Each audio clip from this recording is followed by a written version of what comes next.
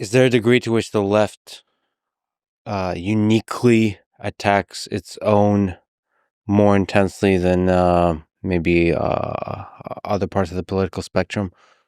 It's possible. You go back to the model that I gave you of 2015, where there used to be these four large parties: MAGA, center right, center left, and left. Right now, the Republican Party is all MAGA. So there is no coalitional fight to be had. It's all Donald Trump. And if Donald Trump wants to name a former left-wing environmentalist to be the HHS secretary, everyone says, okay, that sounds like a fantastic idea. That's exactly who we were going to nominate too. Thank you, Donald. It's wonderful. Yeah. Tip of my tongue. On the Democratic side, there is a fight, and it's happening right now. And our book is trying to win a certain intra-left coalitional fight about defining the future of liberalism in the Democratic Party. So I'm not of the left. I'm certainly not of the far left. I have center-left politics and maybe even like a center-left personality style, if we can even call it that. But I do not begrudge the left for fighting because there's a fight to be had. In many ways, I think sometimes they see, I'm not endorsing this, I'm describing it.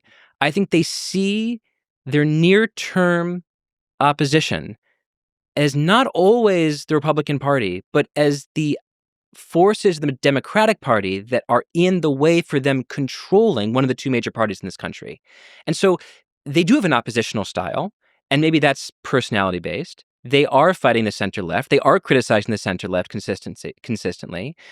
But I want to be good faith about this, even though I don't share their politics, and say that they're doing it because they're trying to win power on the left of center. And so that's why they're criticizing the way they are. Now, our book and much of my writing is an attempt to do a little bit of a very specific dance.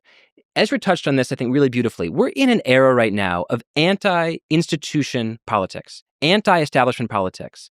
And Democrats are at risk right now as being seen as the party that always defends institutions, the party that always defends the establishment status quo. And that is an absolute death knell, I think, for this century's angry anti-establishment politics.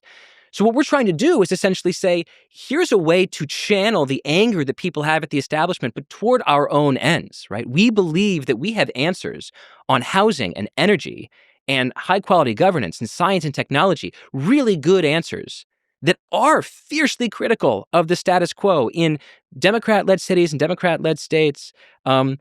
We're trying to be oppositional in a way that's constructive rather than just destructive.